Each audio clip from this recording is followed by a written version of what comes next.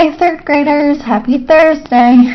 Today we're going to finish reading our story, Back of the Bus, by Aaron Reynolds and illustrated by Floyd Cooper.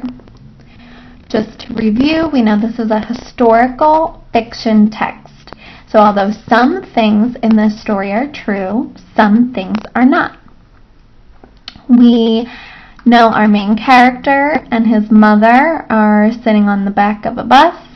We know it is 1955 in Montgomery, Alabama. We know that there is a woman, Mrs. Parks, who is sitting in the front of the bus. We know that the bus is beginning to get very crowded with people. We read yesterday that something is going on, and Mr. Blake, the bus driver, had to call the police. We know that Mama is starting to get worried. Right here the text says, "I hear Mama's crinkled up, something's wrong voice." We know that the main character, the boy, is starting to get nervous. When you get nervous, that's when you get shaky legs. Let's keep reading to see how this story ends. Some folks are doing mean, scratchy whispers at somebody sitting up front. And then I see who it is. From way in the back, Mrs. Parks. That's who. She don't belong up front like that. And them folks all know it. But she's sitting right there. Her eyes all fierce like a lightning storm. Like maybe she does belong up there. And I start thinking, maybe she does too. 15 whole minutes we sit, but it feels like a big bunch more. That breeze is long gone and I want me a drink real bad. But then the policeman comes. He walks right on my bus. I'm all shaky inside now. Them lima bean people spread aside and he stops at the way up front seat. "Why won't you move and give this man your seat?" he says to Mrs. Parks. But she don't move. She's just sitting in that seat like a turnip pile. "I don't think I should have to stand up," she says. "Why do you push us folks around?" Her voice is all soft, but she's got on her strong chin too, just like Mama's. That policeman clicks them metal things on her hands quick and loud like the screen door slamming, and off the bus they go. Let's stop here and think about what we've read so far. The text keeps saying that them folks, right? Them folks are doing mean, scratchy whispers.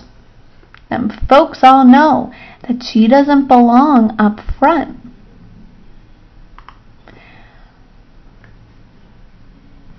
Mrs. Parks is sitting in the front of the bus, but she's not supposed to.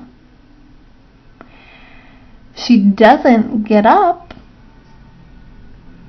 That's why the bus driver had to call the police. When the policeman comes, Mrs. Parks still will not move from this seat. The policeman clicks them metal things on her hands. What do you think that is? That's right, those metal things are handcuffs. And the policeman takes Mrs. Parks off the bus. Let's continue reading to see what happens next. More people sit and the air ain't warm no more. She's getting hauled off to jail, or worse, and I'm watching out the window. Mama too, with them long, tired eyes. There you go, Rosa Parks, stirring up a nest of hornets, Mama says in her to-herself voice. But I hear. I see something too. She's got Mrs. Parks' lightning storm eyes now. We in trouble, Mama? I say all soft.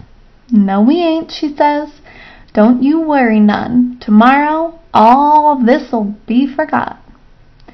But I got something in me, all pale and punchy, saying it won't be. Don't know why, but instead of feeling all shaky, I feel a little strong, like Mama's chin. I take out my marble and I start to hide it in my squeezy tight fist. But instead, I hold it up to the light, right out in the open. That thing shines all brown and golden in the sunlight, like it's smiling back, I think, 'cause it ain't got to hide no more.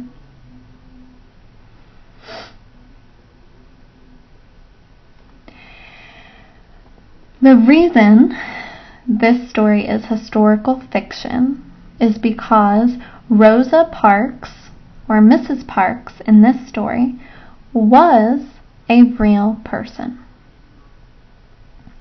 Rosa Parks refused or did not give up her seat in the front of a bus when, at that time, black people were only allowed to sit in the back of the bus. Although we are not sure if this boy, the main character, and his mama were on the bus that day, this story of Rosa Parks refusing to give up her seat on a bus, she was protesting the unfair treatment of black people in America at the time. The illustrations in this book help us to understand what the author is trying to say without saying it in words. For instance, looking at this picture, are you able to see that only black people are sitting in the back of the bus? And white people are sitting on the front of the bus? Monday's social studies work was able to teach you about the civil rights movement. Today's social studies work, you will be learning more about Rosa Parks because she was a real person who fought for her rights and the rights of other black people in America. Please don't forget to use the text to complete your writing, especially using page 74, 77, 79. Don't forget, you can always pause this video in order to write the text, to use the text in your writing to support your answer.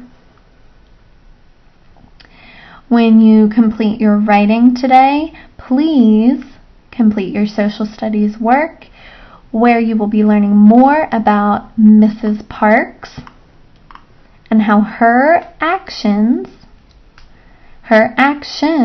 of not getting out of her seat in the front of the bus and moving to the back, how that helped change things in America at the time.